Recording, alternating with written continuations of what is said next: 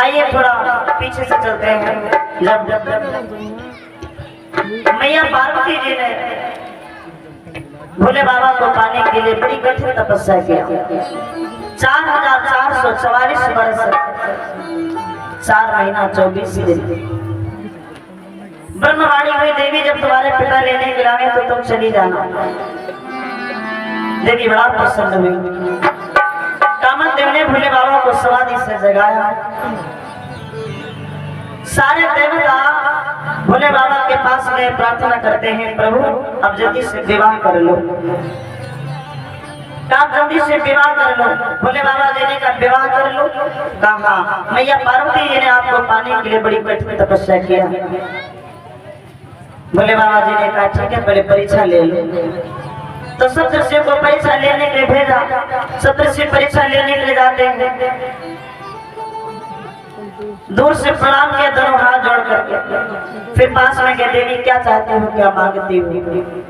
सती जी ने कहा ऐसा कोई अनुरागी है जिसके पीछे मैं अनुरागी बन गई, ऐसा कोई बैरागी है जिसके पीछे मैं बैरागिनी बन गई, अथवा भोले बाबा के हाथों से बिक चुकी उन्हीं को पाने के लिए तपस्या कर रही हूँ। तो सब जैसे हंसते हैं, इतने बढ़िया बढ़िया दूल्हा है, ब्रह्मा विष्णु से विवाह नहीं कर लेते।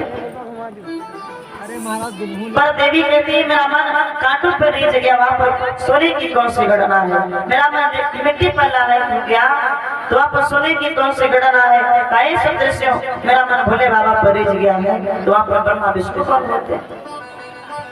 हर प्रकार से सदृश्यों ने परीक्षा लिया। भोले बाबा के पास कुछ नहीं, न घर है, न द्वार है, न परिवार है। फिर तुम्हारा ऐसे काके घर पर नारी का क्या काम है? आप बता देते। भोले बाबा ने विवाह को स्वीकार किया। सप्तऋषि परीक्षा लेकर के आए भोले बाबा के पास। भोले बाबा ने विवाह को स्वीकार किया। सप्तऋषियों ने देवी की बहुत प्रशंसा किया। कहा अनेकों प्रकार से मैंने देवी की परीक्षा लिया, लेकिन वो तुम्हारे ही नाम की माला जपती रही। 4444 वर्ष 4 महीना 24 दिन देवी ने कठिन तपस्या की। और जब बहुत भावन भोले बाबा ने देवी की प्रशंसा सुनी है, इधर कहते भोले बाबा का तेज इसके लिए तो अपने तेज को परिया के नीचे ढक देते हैं, अपने अंश को एक परिया के नीचे ढक दिया। और इधर ब्रह्मा जी आए, कहा प्रभु अब ऐसा करो जल्दी से दूल्हा बन जाओ, पवित्र होकर के मैं तुम्हें पावित्री पहनाऊं और बारात लेकर के चलो। भोले बाबा ने कहा ब्रह्मा जी हमारे जो गण है, कोई अंधा है, कोई गंजा है, कोई लंगड़ा है, किसको जल लेने के लिए भेजूं? भोले बाबा जी उठे और जिस परिया के नीचे अपने अंश को ढक करके रखा था उसी परिया पर उतर के एक लात मारी। और जैसे परिया पर एक लात मारी है, परिया वो लात मारते ही फूट गई। और जब परिया फूटी है, उस परिया के फूटते ही भोले बाबा के अंश से बड़ा ही सुंदर एक बालक का जन्म हुआ। चरणों पर गिर गया, कहा प्रभु पिताजी आपने मुझे जीवन दान दिया है, तो बोला मेरा नाम क्या है? भोले बाबा जी ने कहा बेटा तुम्हारा जन्म, तुम्हारा प्रकट उस परिया के फूटने से हुआ, इसलिए मैं तुम्हारा नाम रख रहा हूँ पाराशर। पाराशर नाम रखा। आजकल घर में विवाह होता है किसी बेटे का, तो मंडप के नीचे 7 चक्कर लगा करके परिया फोड़ता है। परिया भोले बाबा ने क्यों फोड़ी थी? क्योंकि इस परिया के नीचे भोले बाबा का अंश ढका हुआ था, इसीलिए फोड़ी थी। और तभी से ये प्रथा चली आ रही है परिया फोड़ने की। पाराशर महात्मा का जन्म हुआ। कहा पिताजी बोलो मुझे क्यों जीवन दान दिया था? कहा जाओ बेटा मैं दूल्हा बनने के लिए बैठा हूँ, कमंडल ले लो, जाकर के ऋषिक वन में चले जाओ, वहाँ एक कुआं है, उस कुआं से जल भर करके ले आओ। पाराशर महात्मा जल भरने के लिए चले, ऋषिक वन में पहुंचे, अपने कमंडल में डोरी बांध करके जब कुएं में लटकाया है, जल से कमंडल भर गया तो पाराशर महात्मा उस कमंडल को ऊपर खींचने लगे। खींचने से नहीं आ रहा, बार बार जोर लगाते हैं। तब पाराशर महात्मा ने ऊपर से आवाज लगाई, कौन है? परिचय दो। है देव कोई या दैत्य कोई, है देव कोई या दैत्य कोई, किसने मुझको भरमाया है देव कोई या दैत्य कोई।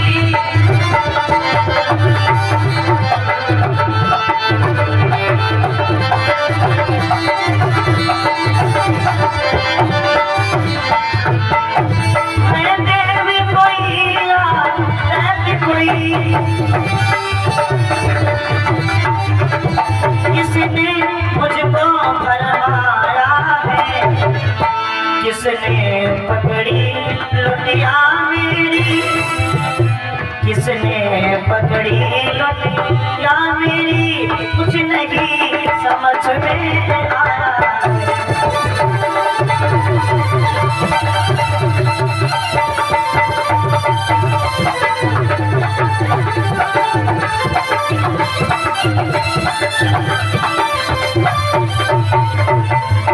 परमात्मा ने ऊपर से आवाज लगाई, कौन है? कोई देवता है या दैत्य? अपना परिचय दो। मेरे कमंडल को किसने रोक लिया? तो पाराशर महात्मा जब आवाज लगाते हैं, परिचय पूछते हैं, उस कुएं से के अंदर से आवाज आई, स्वामी। पाराशर महात्मा चौंक गए, मेरा तो विवाह नहीं हुआ, मैं तो महात्मा हूँ। फिर स्वामी कहते कि मुझे कौन बुला रहा है? पाराशर महात्मा ने पूछा, कौन हो, परिचय दो। तो कुएं के अंदर से आवाज आई, सुनिए महाराज।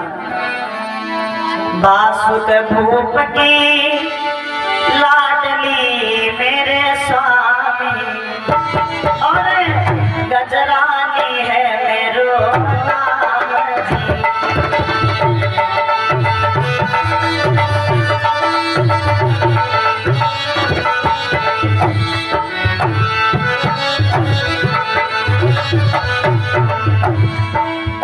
सब बहिनी नते हम बड़ी है स्वामी, सब बहिनी नते हम बड़ी है स्वामी, कालपुरी है मेरो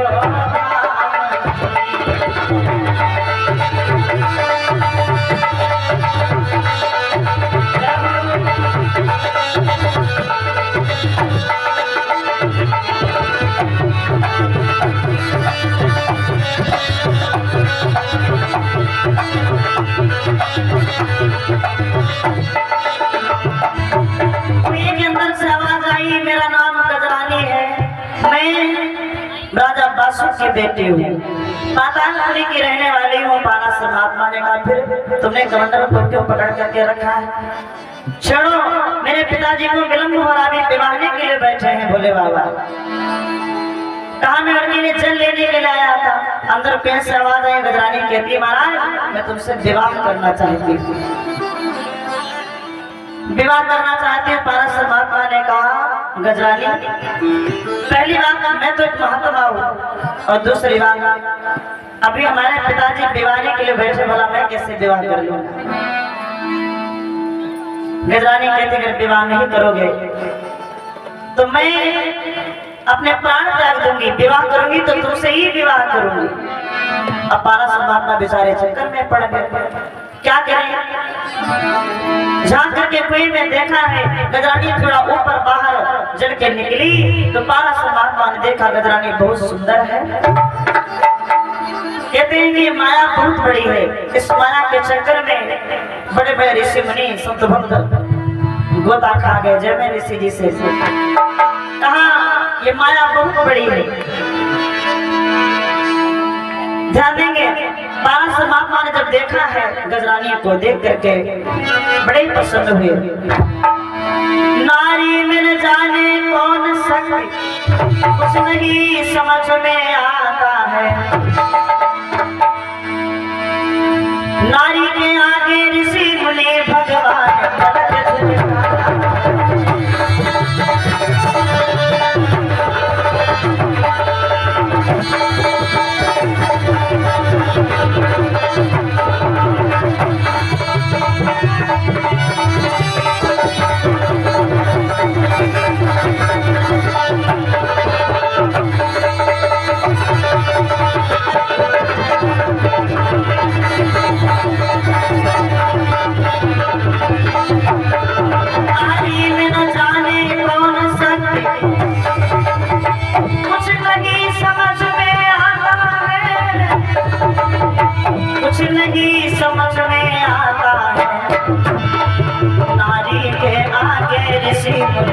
भगवान तलक झुक जाता।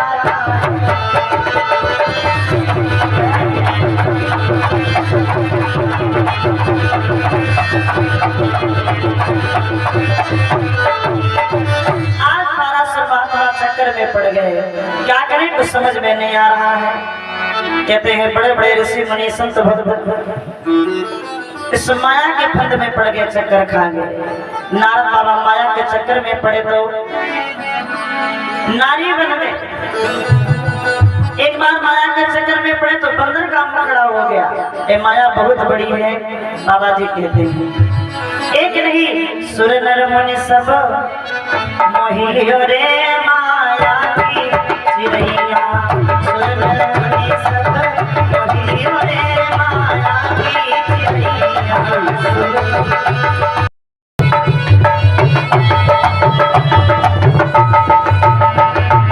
माया की चिरैया, माया की चिरैया, माया की चिरैया।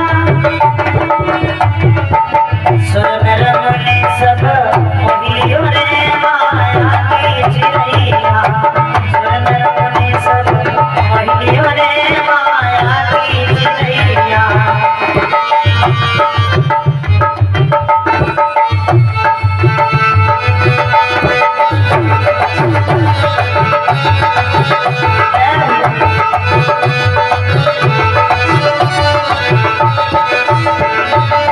उड़ के चिरैया रावण पे बैठी, उड़ के चिरैया।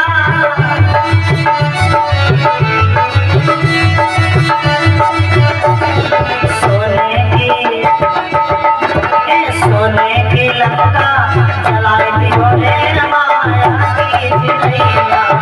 सोने की लंका जलाई दियो रे माया की चिरैया।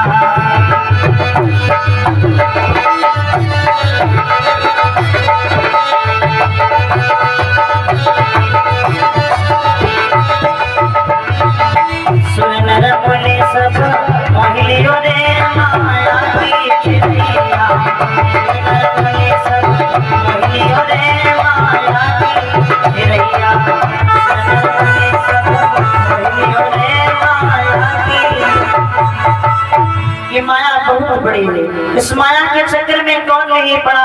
आज 1200 महात्मा उस माया के चक्कर में पड़ गए। गजरानी ने कहा अगर आप विवाह नहीं करेंगे तो मैं अपने प्राण त्याग दूंगी। तो कहा आप तो कुएं के अंदर हो और मैं कुएं के ऊपर हूं, और जब तक साधु भावने नहीं पड़ जाती तब तक विवाह संपन्न नहीं होता। तो भावने कैसे पड़े? गजरानी बोली ऐसा करो, आप कुएं के ऊपर जगत के ऊपर खड़े हो और मैं कुएं के अंदर हूँ। आप डोरी को पकड़े हो, मैं कमंडल को पकड़े हूँ। ऐसा करिए आप जगत के ऊपर 7 फेरा लगा लो, मैं कुएं के अंदर 7 फेरे लगा लेती हूँ। 1200 महात्मा देखो जगत के ऊपर चक्कर लगा रहे हैं, एक एक करके 7 फेरा घूम रहे हैं। और गजरानी कुएं के अंदर 7 फेरे लगा रहे हैं। एक एक करके 7 भावने संपन्न हो गई। जब 7 भावने संपन्न हो जाती हैं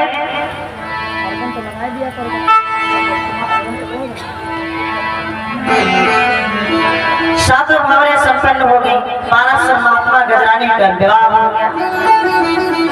अब जब विवाह हो गया, ध्यान देंगे भोले बाबा जी विवाह के लिए बैठे तो यहाँ 1200 महात्मा का विवाह हो गया। लोग कहते हैं बप्पा का विवाह बाद में और लड़का का पहले हो गया। 1200 महात्मा का विवाह हो गया। एक निवेदन करो मेरे भक्तों, घर में जब विवाह होता है बेटे का तो हमारी माताएं बेटे को ले जाती दूल्हा बना करके, जिसे अटहर बोलते हैं, तो कुआं पर ले जाती हैं। तभी से परंपरा प्रारंभ हुई कुआं विवाहने की। बूढ़ी माता जी को कुआं की जगत पर बिठाते हैं।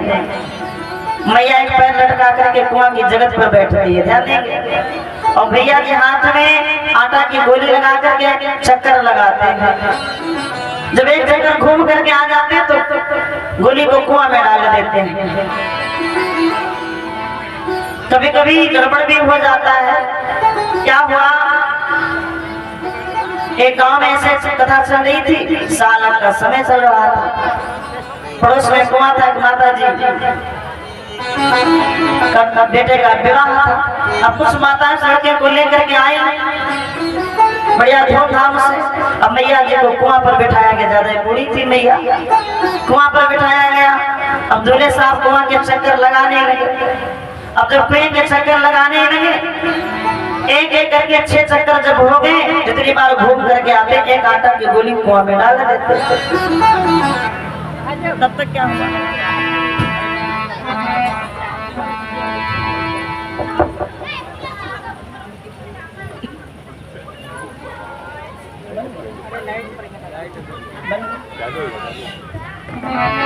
बोलो वृंदावन बिहारी लाल की जय।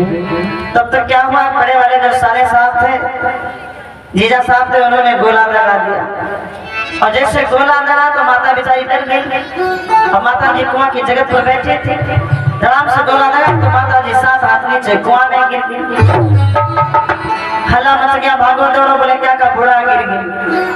बोले कैसे गिर गई? तो बड़े वाले जो जीजा साहब थे उन्होंने गोला लगा दिया। एक बात और बता दो कि 2 रिश्ते बड़े खतरनाक होते हैं, इनसे बड़ा होशियार रहना चाहिए।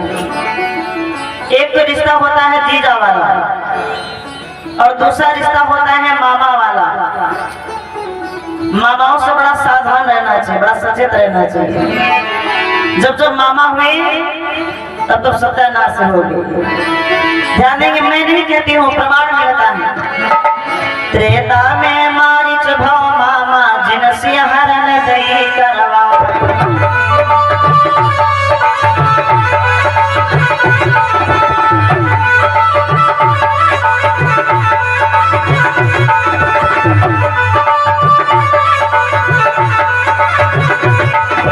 त्रेता में मारिच भव मामा और जिन सिंह हरण दई करवा। पर मामा सपनी जन में जिन महाभारत दई चला।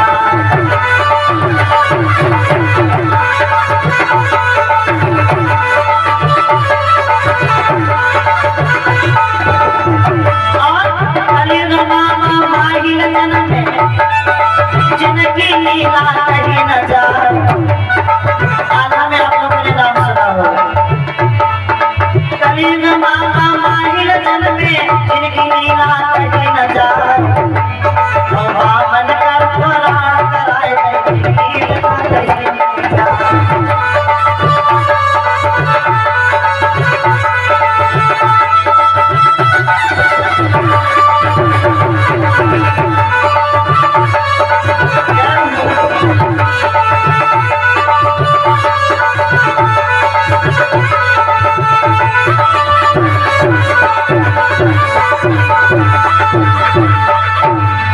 जब जब मामा हुए तब तब सत्यानाश हो गई। त्रेता में मामा मारी हुआ, सीता जी का हरण करवाया, रावण की सत्यानाश करवा दिया। द्वापर में मामा सफली हुए, कौरव पांडवों में आपस में महाभारत करवा दिया, कौरव का सत्यानाश हो गया। और कलयुग में मामा माही हुए, जिनको सब लोग जानते हैं आला के माध्यम से। और एक मामा और बच गया है भैया, जानते हो कौन? खेतों में दादा लोग हमारे गेहूं बोते हैं, बढ़िया में पास डालते हैं, पानी लगाते हैं, कहते भैया आपके हमारे खेत में गेहूं बहुत बढ़िया जमे, बड़ी मेहनत किया मैंने। और जब गेहूं थोड़ा बड़े हुए, जब निगरने का नंबर आया तो खेत में सब मामा ही खड़ा, खेत की भी सत्यानाश हो गई। तो 2 रिश्तों से बड़ा होशियार रहना चाहिए, तो मामा और दूसरा जीजा। ये 2 रिश्ते बड़े खतरनाक होते हैं। कुआं पिलाने की परंपरा तभी से प्रारंभ हुई। गजरानी कुएं के अंदर चक्कर लगा रही थी, पाराशर महात्मा कुएं के ऊपर 7 फेरे लगा रहे थे। बड़े प्रेम से गजरानी पाराशर महात्मा का विवाह। पाराशर महात्मा ने कहा गजरानी आप इस कुएं में रुको, मैं लौट करके अभी आता हूँ, क्योंकि मेरे पिताजी भोले बाबा दीवाने के लिए बैठे, को जल दे आओ फिर आऊंगा। गजरानी ने कमंडल छोड़ दिया, जल लेकर के पाराशर महात्मा आए, भोले बाबा को दे दिया और उसी पान लौट पड़े।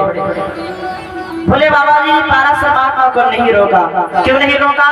भोले बाबा को पहले से मालूम था, क्योंकि गजरानी जो है पहले भोले बाबा की तपस्या किया था, बड़ी कठिन तपस्या किया था। भोले बाबा गजरानी की तपस्या पर प्रसन्न हुए। बेटी जो इच्छा हो तो मेरे से वरदान मांग ले, क्या मांगना चाहती है? तो गजरानी ने भोले बाबा से कहा था और मुझे कुछ नहीं चाहिए भोले बाबा, मैं आपसे विवाह करना चाहती हूँ। तो भोले बाबा ने कहा ये नहीं हो सकता है, क्योंकि मेरा तो सती जी से ही जन्मों जन्मों तक साथ है, इसलिए मैं तुमसे विवाह नहीं कर सकता। उसकी इच्छा अधूरी रह गई। भोले बाबा जी ने कहा चिंता मत कर, तेरी तपस्या व्यर्थ नहीं जाएगी। जो मेरे अंश से पुत्र होगा उससे तेरा विवाह होगा। जब मेरा बेटा किसी कुआं में जल भरने के लिए आवे तो तुम उससे विवाह कर लेना। उसी दिन से गजरानी उसी कुएं में निवास करती थी और इंतजार करती रही। जब पाराशर को भोले बाबा ने जल लेने के लिए भेजा है, उसी कुएं पर जल लेने के लिए भेजा जिसमें गजरानी वो इंतजार कर रही थी भोले बाबा के कहने के अनुसार। इसीलिए भोले बाबा ने पाराशर महात्मा को नहीं रोका। पाराशर महात्मा लौट करके आए, गजरानी को उस कुआं से बाहर निकाला और गजरानी को लेकर के चल पड़े। गजरानी कहती है नाथ कहीं रहने का ठिकाना। पाराशर महात्मा ने कहा मैं तो पहले कहा था मैं महात्मा हूँ, रमता जोगी बहता पानी आ जहाँ कल वहाँ, मेरा कोई ठिकाना नहीं है। इसलिए मैं आपसे कह रहा था विवाह मत करो, आपने मेरी बात नहीं मानी। अब विवाह हो गया तो चलो रहने का ठिकाना बनाते हैं। पाराशर महात्मा चलते चलते चल पड़े, बहुत दूर निकल के कहीं ठिकाना नहीं मिला। तब गजरानी परेशान हो गई। पाराशर महात्मा ने कहा चिंता मत करो। एक जंगल में पहुंचे, उस जंगल में एक बहुत बढ़िया कुटिया बनी थी। उस कुटी में जो महात्मा लोग रहते थे, यात्रा पर गए थे, कुटी एकदम से खाली थी। पाराशर महात्मा उस कुटिया में गजरानी को लेकर के रहने लगे। विवाह की कितने दिन बीत गए? विवाह के सिर्फ 8 दिन ही बीते थे। पाराशर महात्मा ने गजरानी से कहा देवी आप नहीं माने, मैंने विवाह तो कर लिया। आपने कहा मैं प्राण दे दूंगी, मैं जीवित नहीं रह सकती, इसलिए मुझे दया आ गई, विवाह तो कर लिया। लेकिन मेरी इच्छा है 13 वर्षों के लिए मैं तपस्या करने के लिए जाना चाहता हूँ। यदि आपकी सहमति हो तो मैं तपस्या करने के लिए जाऊँ। गजरानी ने कहा नाथ मैं आपको नहीं रोकूंगी, आप तपस्या करने के लिए जा सकते हो, लेकिन एक शर्त है। शर्त क्या है? कहा शर्त ये है महाराज, आप 13 वर्षों के लिए संकल्प करके जा रहे हो तपस्या करने के लिए। आप वहां जाकर के पति धर्म निभाएंगे और मैं यहाँ इस सुनसान जंगल में इस कुटिया में रहूंगी। 13 वर्षों तक मैं तुम्हारा इंतजार करूंगी, यहाँ मैं अपना पत्नी धर्म निभाऊंगी। शर्त ये है महाराज, अगर आपसे वहाँ कोई भूल हो गई, जब लौट करके आप वापस आओगे तो मैं तुम्हें श्राप दे दूंगी। यदि मेरे से कोई गलती, कोई त्रुटि, कोई भूल हो जाए तो आप आकर के मुझे श्राप दे देना। पाराशर महात्मा ने इस वचन को स्वीकार कर लिया। ठीक है, आज पाराशर महात्मा ने सौगंध खाली गुरु की, सौगंध गुरु की खाता हूँ, मैं अपना वचन निभाऊंगा। देवी मेरे से कोई त्रुटि नहीं होगी, लेकिन भगवान की लीला बड़ी निराली हुई है, हमारे जो राम और का। पाराशर महात्मा तपस्या करने के लिए चले जाते हैं। 13 वर्षों का संकल्प लेकर के चले गए। इधर गजरानी अपने पति का इंतजार करती है। एक तोता पकड़ करके लाई और पिंजरे में बंद करती उस तोते को, नित्य प्रति तोते को पढ़ाती रहती है, भगवान का भजन करती है, पति की आशा में लगी रहती है। धीरे धीरे कुछ समय व्यतीत हुआ। कुछ समय के बाद एक दिन गजरानी को अपने पति की याद आई है। जब गजरानी को अपने पति की याद आई, गजरानी विचार करती है मेरे पति 13 वर्षों का संकल्प लेके गए थे, इसलिए लौट करके तो नहीं आएंगे, लेकिन चलो कुछ पता खबर ले लूं, कुछ हाल चाल ले लूं। तो गजरानी एक चिट्ठी लिखती है और उस चिट्ठी में अपने कुशल क्षण लिखती है और चिट्ठी उस तोते को दिया, तोता जहां कहीं मेरा पति मिले मेरे चिट्ठी को ले जा करके मेरे पति को दे देना। वो तोता वो वन वन में घूमता है, पारस महात्मा की तलाश करता है। देखा जाकर के सुनसान जंगल में पारस महात्मा ध्यान मग्न समाधि लगाए हुए बैठे हैं। जैसे तोते ने देखा है ऊपर पत्र को डाल दिया, गजरानी का दिया हुआ और आवाज लगाता है टिप टिप की। जैसे उस तोते की आवाज को सुना तो पारस महात्मा का ध्यान छूटा। देखा वो तोता पत्र ऊपर पड़ा है, पत्र को पढ़ते हैं पारस महात्मा तो बहुत प्रसन्न है। गजरानी तो कुशल मंगल है, कुशल से रह रही है, ये बहुत अच्छी बात है, पर मैं 13 वर्षों का संकल्प ले करके आया फैसले में वापस नहीं आ सकता। पारस महात्मा ने कहा गजरानी लेकिन मैं तुझे कुछ प्रसाद दे रहा हूँ, इस प्रसाद को तू पान कर लेना। प्रमाण मिलता है कि पारस महात्मा उस तोते को दोने में अपना अंश दिया था, ले जाओ, ले जाकर के गजरानी को दे देना और कह देना कि तेरे पति ने तेरे लिए प्रसाद भेजा, इसे पान कर ले। पारस महात्मा से दिया हुआ वो प्रसाद लेकर के तोता चलता है, लेकिन रास्ते में एक नई घटना घटित हो गई। तोता चला है, जब गंगा नदी के किनारे पर पहुंचा, उधर से एक बाघ झपट पड़ा और जैसे बाघ तोते के ऊपर झपट पड़ा तो तोता उड़ करके आया और गंगा जी में डुबकी लगा गया। जल के अंदर वो तैरने लगा तोता। एक मछली देखती, मछली बड़ी सियानी थी, मछलियों के झुंड के साथ वो मछली जब आगे बढ़ी तो कहा अरे सखी कैसा मैं नया दृश्य आज देख रही हूँ। जो आकाश मार्ग में उड़ने वाला पक्षी है आप देखो कैसे जल में तैर रहा है। चलो चल करके देखें। वो सब मछलियां गई, जो सबसे बड़ी मछली थी उस मछली ने देखा है कि तोते के मुख में दोना दबा है। उस मछली ने दोने को छीन लिया और जो भी पारस महात्मा ने उसमें प्रसाद दिया था, पारस महात्मा से दिया वो प्रसाद मछली पान कर जाती है। प्रमाण महता की मछली जब वो पारस महात्मा से दिया हुआ प्रसाद पान कर दी तो मछली वो गर्भवती हो जाती है। जब मछली वो गर्भवती हो गई, विधि का विधान कहते भगवान की लीला कैसी प्रभु की है, वो कैसी प्रभु की है, प्रभुदाई दुनिया समझ ना पाए।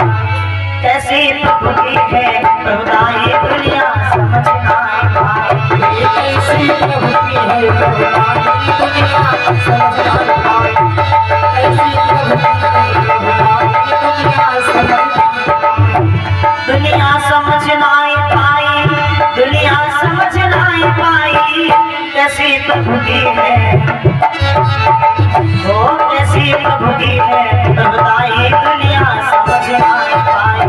कैसी प्रभु की है, प्रभुदाई दुनिया समझ ना पाई। कैसी प्रभु की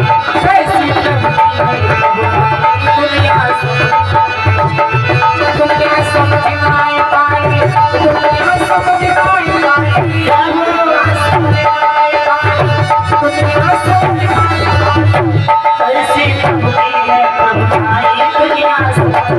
दुनिया समझ ना पाई, दुनिया समझ ना पाई। दुनिया समझ ना पाई। कैसी प्रभु की है, प्रभुदाई दुनिया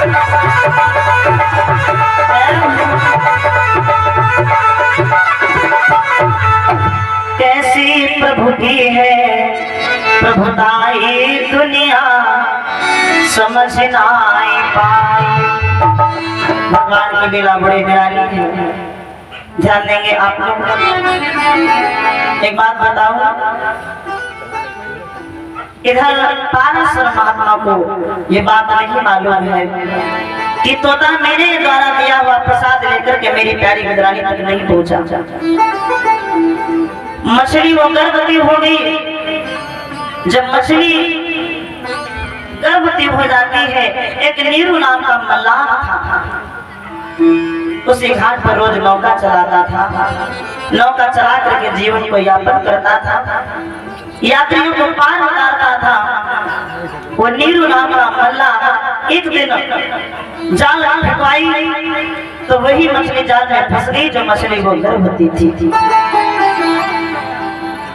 जब वो मछली जाल में फंस गई, वो नीरू नाम का मल्ला उस मछली को पकड़ करके अपने घर लाया। पत्नी से कहा इस मछली को काट करके बढ़िया सा भोजन बनाओ। और नीरू मल्ला फिर लौट करके आ गया, नौका चलाने लगा। जैसे नीरू मल्ला की पत्नी चाकू लेकर के उस मछली को काटने के लिए बैठी है तो मछली के गर्भ से एक आवाज आई। क्या आवाज आई? धीरे से छुरी चलइयो कोई हमरो प्राण बचइयो।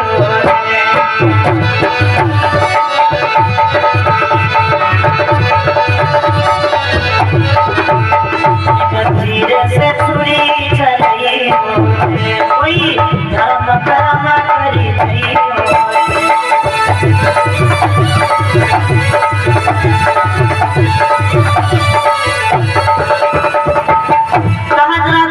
छुरी चलाना कहीं मेरे ना लग जाए।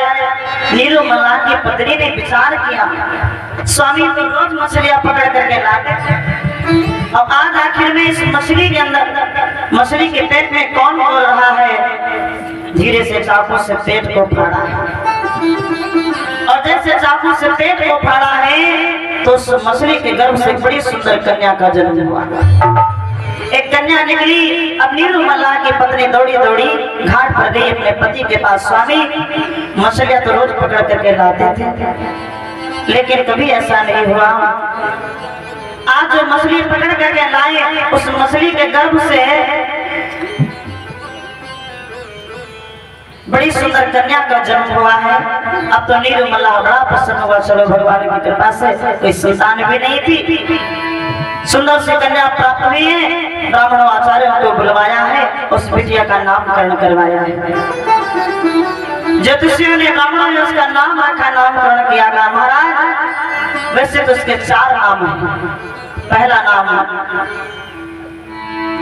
इसका जन्म मछली के गर्भ से हुआ है तो इसीलिए इसका नाम है मत्स्योदरी। दूसरा नाम इसके शरीर से मछली जैसी बू आती है 4 कोस से ही तो उसका नाम है योजन कंधा। और तीसरा नाम है सत्यवती, चौथा नाम पड़ेगा सुगंधा। तो गाइस बेटी के 4 नाम हैं। आज नीरू मल्ला बड़ा प्रसन्न हुआ, बेटी रत्न पैदा हुई है। तो नीरू मल्ला के घर में बधाइयां बजती हैं, आनंद की बधाई बजती है। एक सोहर श्रवण करेंगे। हमारी प्रतिमा बेटा जी की दादी जी का निवेदन था बेटा सोहर जरूर सुनाई देगा। तो हमने कहा ठीक है, तो आइए सोहर श्रवण करेंगे।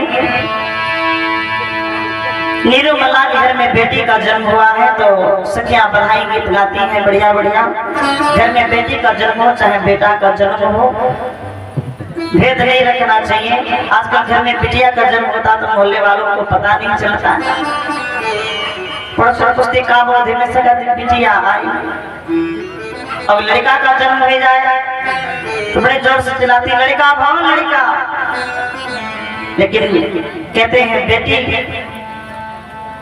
का फल पुत्र से दूना बताया गया है। और इस बीच में हमारे भैया अनुज कुमार और रिंकू जी की तरफ से 10 सुंदरा और सलमान मियाँ जी 10 सुंदरा, अनिल 10 सुंदरा, अंकित मौर्य जी 10 सुंदरा, रिंकू पाल 10 सुंदरा, सूरज मौर्य जी 10 सुंदरा और भानु मौर्य जी 10 सुंदरा, हमारे भैया रंजीत पाल 10 सुंदरा, जितेंद्र मौर्य 10 सुंदरा और राजू पाल 10 सुंदरा। भैया जी का निवेदन है सोहर और 12 मासी। इन भैया लोगों ने दूध पीने के लिए सम्मान रूप में दिए हैं, बहुत बहुत आशीर्वाद साधुवाद है, जीवन मंगल में बना रहे। तो आइए सोहर श्रवण करेंगे। गोदिया में सुंदर महलिया के भाग्य जागल हो हे सखी हो ललना छोड़त नहीं माई के अचरवा हो ललना छोड़त नहीं माई के अचरवा यशोदा मैया भाग्य जागल हो ललना छोड़त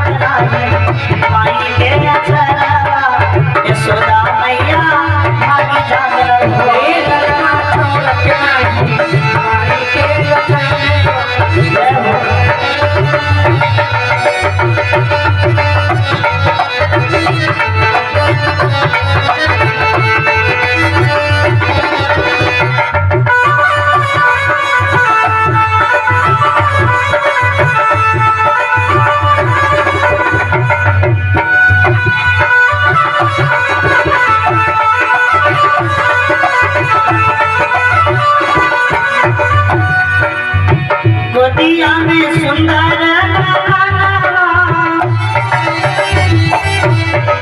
गोदिया में सुंदर बखरिया के भाग जागल हो ललना छोड़त नहीं माई के अचरवा यशोदा मैया भाग जागल हो ललना छोड़त नहीं माई के अचरवा यशोदा मैया भाग जागल हो ललना छोड़त नहीं माई के अचरवा यशोदा मैया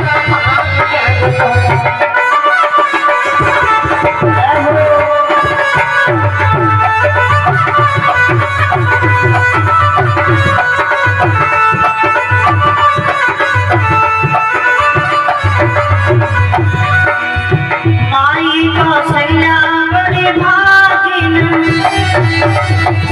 हो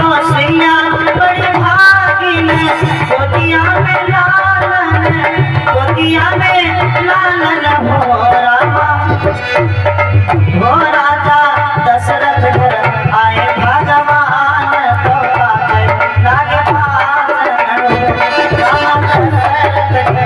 आए भगवान तो लागे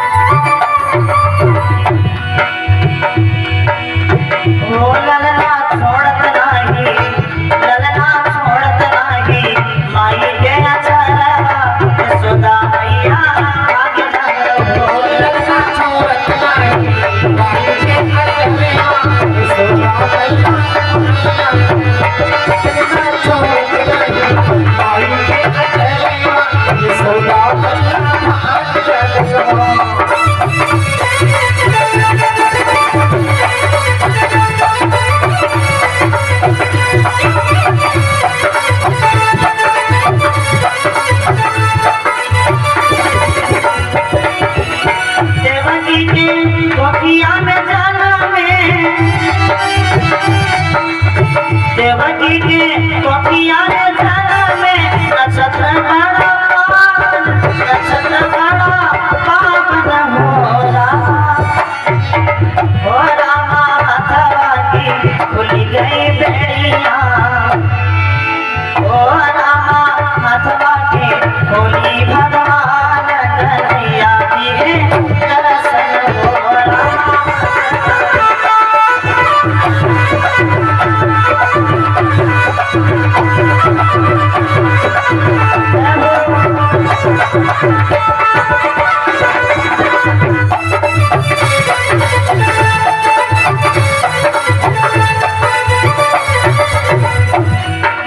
गोदिया में सुंदर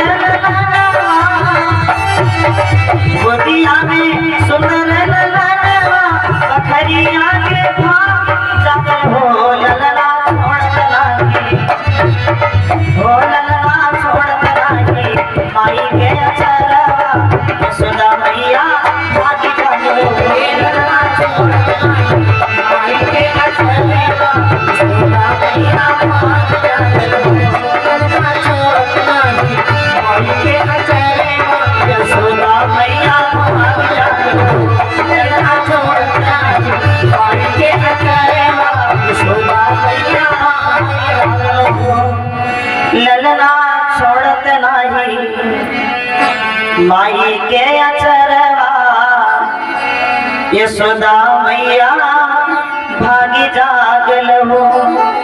बोलो बालकृष्ण भगवान की, राधा रामचंद्र भगवान की। इस प्रकार से बधाई बज रही है। घर में बेटी का जन्म हुआ है। नीरू मल्लाह उसकी पत्नी बड़ा प्रसन्न है। आनंद की बधाई बज रही है। यथोचित दान लुटाते हैं और पुत्री का लालन पालन कर रहे हैं। उसके 4 नाम पड़े हैं। पहला नाम नक्षत्री, दूसरा नाम योजनगंधा, तीसरा नाम पड़ा है सत्यवती और चौथा नाम सुगंधा। धीरे धीरे बेटी सैनी हो रही है। इधर पाराशर महात्मा के 13 वर्ष तपस्या के पूर्ण हो रहे हैं। बेटी जब थोड़ा सैनी हुई 12 साल की होती है, रोज का नियम अपने पिता के लिए घाट पर भोजन लेकर के जाती है। नीरू मल्लाह के लिए पिता के लिए भोजन लेकर के रोज नित्य नियम घाट पर जाती है। आज इधर पाराशर महात्मा के 13 वर्ष पूर्ण हो जाती है तपस्या के। जब 13 वर्ष तपस्या के पूर्ण हो गए, पाराशर महात्मा वहां से लौट करके चलते हैं। देखो विधि का विधान, गजरानी से वादा करके आए थे गुरु की सौगंध खा करके कि मेरे से कोई भूल नहीं होगी, यदि मेरे से कोई भूल हो जाए तो आप मुझे श्राप दे देना। पाराशर महात्मा अपने वचन पर खड़े नहीं उतर पाए। जब लौट करके आ रहे थे, इधर गजरानी पति के इंतजार में बैठे हैं। धीरे धीरे 13 वर्ष पूर्ण हो गई हैं। पति के आगमन में द्वारे पर बैठे हैं, आरती सजाए हुए। और इधर पाराशर महात्मा जब गंगा घाट पर पहुंचे, वो मच्छोदरी अथवा सत्यवती अपने पिता के लिए भोजन लेकर के आई। आवाज लगाया, पिताजी भोजन कर लीजिए। नीरू मल्लाह ने नाव को किनारे से लगाया है और किनारे से लगा करके नीरू मल्लाह भोजन के लिए बैठ गया। और जैसे भोजन के लिए बैठा, सामने थाली परोस करके बेटी सत्यवती ने रखा है। वैसे पाराशर महात्मा घाट पर पहुंचे, आवाज लगाई, ए मल्लाह मुझे नदी से इस पार उस पार कर दे। अब नीरू मल्लाह बेचारा चक्कर में पड़ गया। सामने भोजन की थाली रखी है, उधर महात्मा ने आवाज लगा दिया, मुझे गंगा से पार कर दे, घाट से पार कर दे। तो नीरू मल्लाह ने सोचा, सामने भोजन की थाली रखी है, अगर मैं परसी की थाली को छोड़ता हूँ तो भोजन का श्राप लगेगा। कहते सामने अगर थाली में भोजन परोस करके आ जाए तो फिर से पान कर लेना चाहिए, ग्रहण कर लेना चाहिए, फिर नहीं छोड़ना चाहिए, नहीं तो भोजन का श्राप लग जाता है। तो पाराशर महात्मा संशय में पड़ गए, अब क्या करें? अगर मैं भोजन की थाली छोड़ता हूँ तो भोजन का श्राप लगेगा, इस अन्न का श्राप लगेगा। और उस महात्मा को अगर नहीं उतारता हूँ तो महात्मा मुझे श्राप दे देंगे। चेहरे पर उदासी छा गई। सत्यवती ने कहा, पिताजी चिंता मत करो, उस यात्री को मैं पार कर दूंगी, आप निश्चिंत होकर के भोजन करिए। पिता ने कहा, बेटी अरे तुझको नौका चलाना क्या मालूम? जवाब दिया, पिताजी चिंता मत करो, मुझे नौका चलाना बहुत अच्छा आता है। नीरू मल्लाह भोजन करने लगा। अब वो सत्यवती नाव लेकर के इधर से उधर जाती है। पाराशर महात्मा को नाव पर बिठाया है। कहते होली बड़ी प्रबल होती है, होनहार के होठ इस रात छींकने पर जब होली आती तो बुद्धि भी काम नहीं करती, बुद्धि भ्रष्ट हो जाती है। सत्यवती अति सुंदर थी। पाराशर महात्मा नाव में बैठे हैं। पाराशर महात्मा को नहीं मालूम है कि मेरी अंश से उत्पन्न हुई मेरी ही बेटी है। पाराशर महात्मा ने सत्यवती को मच्छोदरी को देखा है, कहा, देवी आप अति सुंदर हैं। समझ गई भावना को, तो निवेदन करती है, महाराज कैसी बातें कर रहे हो? कहते हैं, कवियों ने लिखा है, कागा अंधोरा तुम्हें और दिन में उल्लू हो, कानी अंधोरा दिनों बुद्धि गई सब खोई। पाराशर महात्मा को ज्ञान नहीं, मैं क्या करने जा रहा हूँ। कहा, महाराज नाम पूछा, तुम्हारा नाम क्या है? उसने कहा, वैसे तो मेरा नाम मच्छोदरी है, क्योंकि मेरा जन्म एक मछली के गर्भ से हुआ है। हे महात्मन, दूसरा नाम हमारा योजनगंधा है, क्योंकि मछली जैसी मेरे शरीर से 4 कोस से ही बो आती है, इसलिए मेरा नाम योजनगंधा है। और तीसरा नाम हमारा सत्यवती है। पाराशर महात्मा ने गंगा जल लिया और जल लेकर के मंत्र पढ़ करके जल का छींटा मारा, उस मछुदरी के शरीर से सुगंध आने लगी, तभी से नाम पड़ा सुगंधा। पाराशर महात्मा जल लेकर के छींटा मारा, चारों तरफ से कोहरा पड़ने लगा। पाराशर महात्मा और सत्यवती के संयोग से ध्यान देंगे श्री वेद व्यास जी महाराज का जन्म हुआ। पूरा व्यास भगवान की वेद व्यास जी महाराज का जन्म हुआ। आज एक दूसरे को अंगूठी और कंगन पहचानने देते हैं। फिर पाराशर महात्मा पार करके वापस लौट करके आए, आवाज लगाते हैं गजरानी किवाड़े खोलो। मैंने कहा था मैं 13 वर्षों के बाद मैं लौट करके आऊंगा, देखो मैं आ गया हूँ। जैसे गजरानी ने पति के वचन सुने, दौड़ करके आई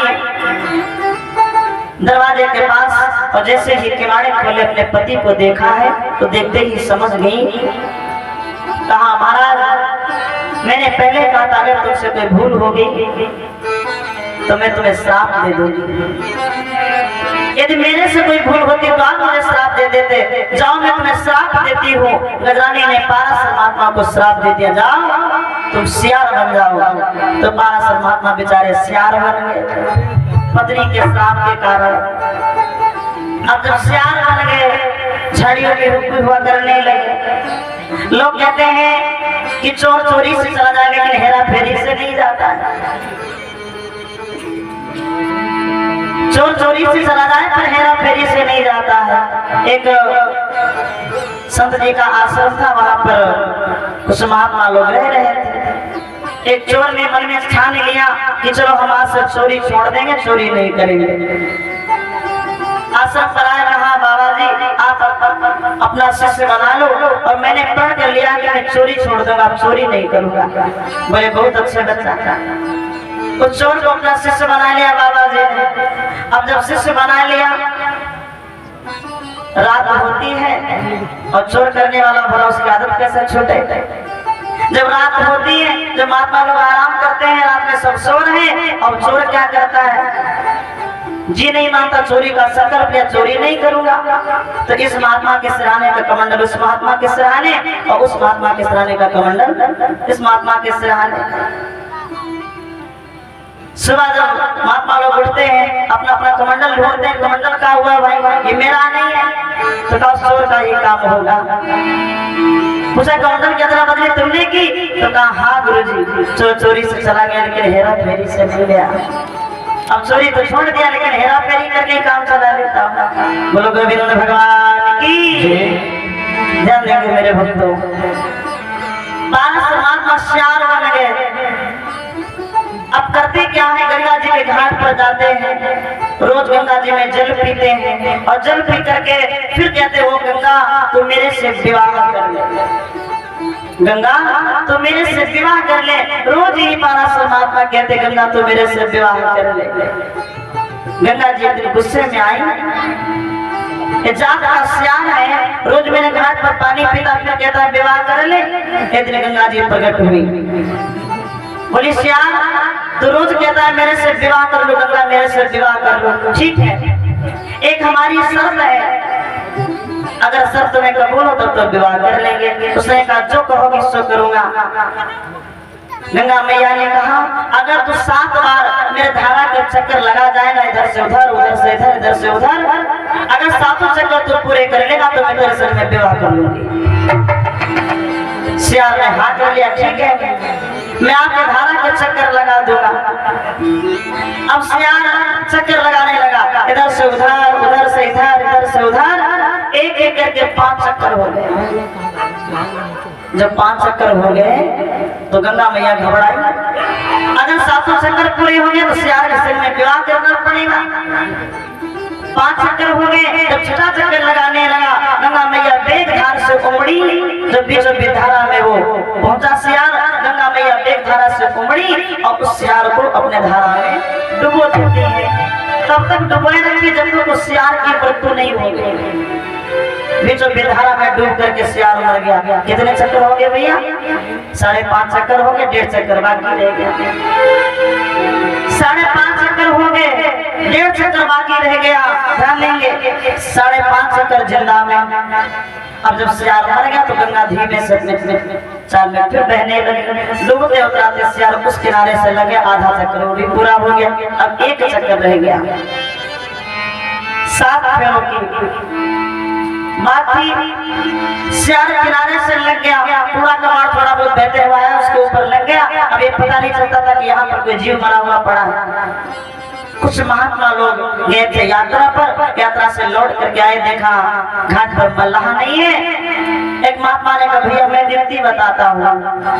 थोड़ी सी पतावर पड़ी थी, इस पतावर को उठाया और भाभी बस उसी जगह पर डाल दिया जहाँ किनारे से मरा हुआ सियार लगा था, उसी के ऊपर डाल दिया। अब 7 महात्मा बैठे ले आराम से इधर से उधर पार कर गए। 1 चक्कर जो रह गया था वो भी पूरा हो गया। एक महात्मा ने कहा भैया हम सब तो बैठ करके इस पतावर पर पार हो गए, अगर कोई दूसरा यात्री आएगा वो भी पार कर जाएगा तो मल्लाहों का बड़ा नुकसान हो जाएगा, रोटी रोजी बंद हो जाएगी। अब महात्माओं ने क्या किया, उसको उठा करके बाहर फेंक दिया, लेकिन माचिस से लगा दी, जला दिया। और जब जला दिया जलने लगा तब एक महात्मा ने देखा अरे भैया बड़ा अनर्थ हो गया, हम सब यात्रा से लौट रहे थे, बड़ा पाप हो गया, जाने कोई जीव जल गया, जीव जल गया। महात्माओं ने कहा चलो हम सब मिलकर के इसको जीवन दान दे देते हैं। और 7 महात्मा बड़े प्रेम से बैठ गए ध्यान मग्न होकर के, और उस सियार की हड्डी पसलियों को बीन करके बढ़िया सुंदर से मानव की आकृति बनाई। गंगा जल लिया, जल हाथ में लेकर के मंत्र पढ़ पढ़ करके छींटा मारने लगे, अपने मंत्रों की शक्ति लगाई। अब 7 महात्माओं ने मिलकर के उसे पुनः जीवन दान दिया, जीवित कर दिया। पहले वो सियार के रूप में था और अब बढ़िया सुंदर से मानव की तरह मनुष्य बन गया, जीवित हो गया। कहा महात्माओं आप सबने मुझे जीवन दान दिया है तो बोलो मेरा नाम क्या है। महात्माओं ने कहा हम 7 ने मिलकर के तुम्हें जीवित किया है, इसलिए हम तुम्हारा नाम रख रहे हैं शांतनु। क्या नाम रखा? शांतनु। गंगा ने वादा किया था अगर 7 चक्कर पूरे हो जाएंगे तो विवाह कर लेंगे। 5.5 चक्कर जिंदा में, 1.5 चक्कर मरने के बाद 7 चक्कर लग गए, 7 भंवरें पूरी हो गई। गंगा को शांतनु के संग में विवाह करना पड़ा, जो गंगा और शांतनु से श्री भीष्म पितामह जी का जन्म हुआ। बोलो गंगा मैया की। और हमारी बिटिया प्रतिमा मौर्य जी 11 मुद्रा, पूजा मौर्य जी 21 मुद्रा, मानसी मौर्य 11 मुद्रा, इन बिटिया लोगों की तरफ से दूध पीने के लिए सम्मान रूप में बिटिया लोगों ने दिया है। बहुत बहुत आशीर्वाद है, सदा ही माता रानी की कृपा बनी रहे, आशीर्वाद साधुवाद है।